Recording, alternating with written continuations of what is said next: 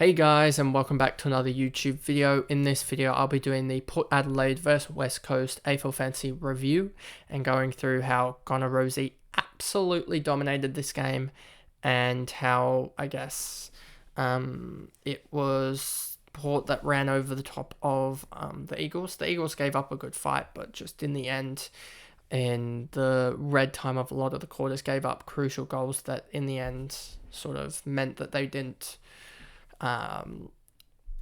compete really. Well, they competed to a certain extent, but didn't compete. So before we get into it, remember to like and subscribe, turn the notification bell on so you know when I upload, and let's get into the video.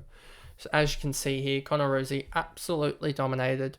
Lowest scoring quarter was a 26, and that puts him on track for a 104, and you're going to take a 104 out of a forward each and every week. And he got boosted up by this 48 in the first quarter.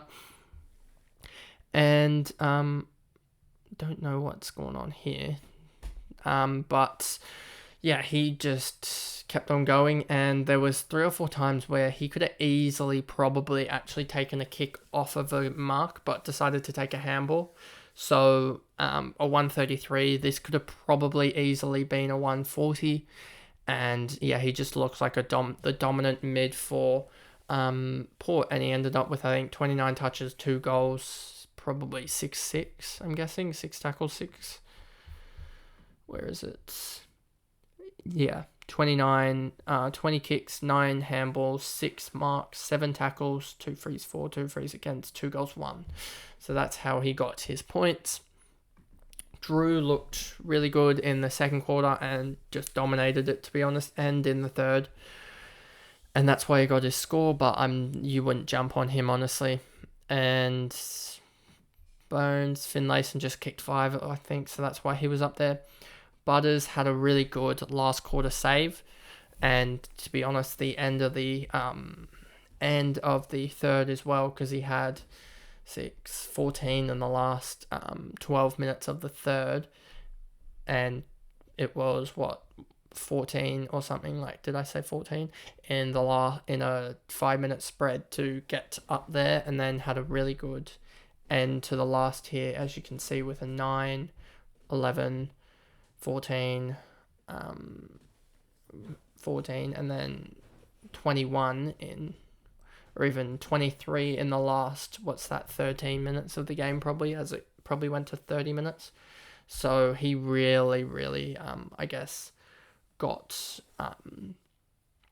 up to a decent score, but not the breaking score. And I thought this was going to be the case, that he's going to go 80s and 90s against teams like this. I don't think he has the ability to go 110, 120 that ROZEE does, like, against easy opponents. So I think Butters is just going to be an 80s, 90s guy and not be that, not really be that guy that you want if you bring him in for that price. Butters, Houston, Bogue. Teagle was alright in his debut for the season, and 74.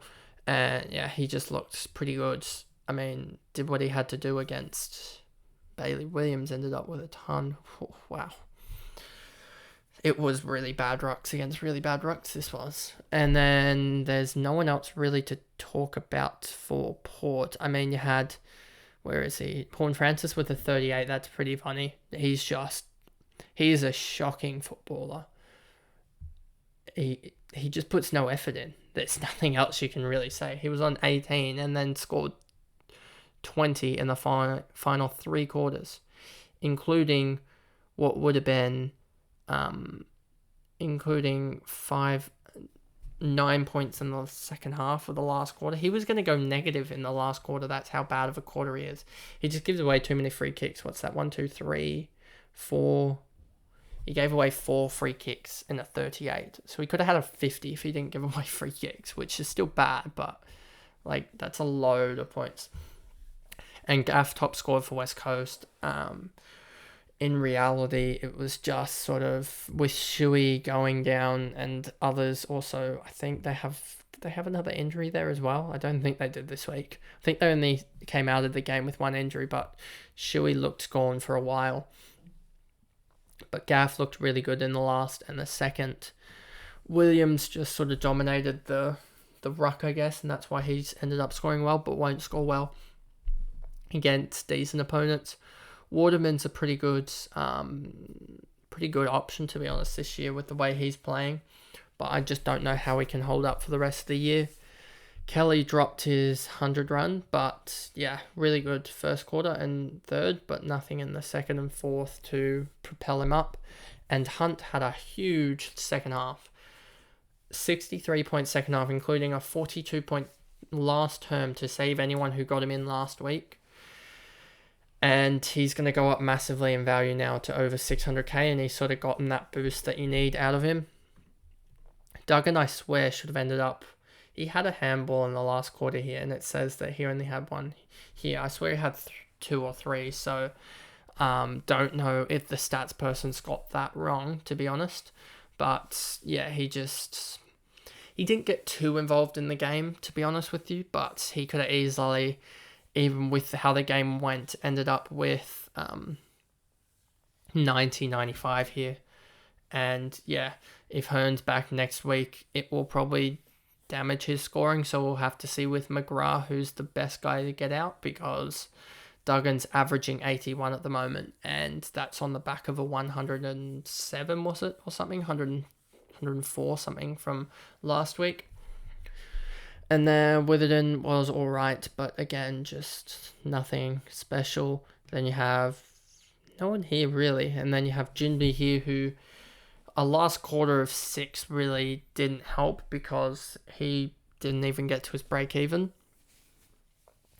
And yeah, so that he's really gonna, I think he's probably maxed out in price almost at this point, unless he can get something going. But I did like the role that he had this week. It's just a horrific last quarter. He didn't get involved, so we'll have to see with him how that goes, and if he does get rested or not. But we'll just have to wait and see. Then you got Shuey, Petricelli, Darling, and then no one else really here to talk about.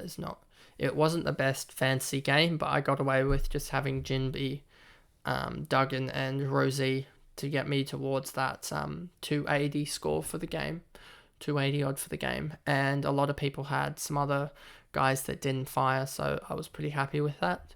So that's the review there of Port Adelaide versus West Coast, and I'll see you guys in another video. Thanks guys, goodbye.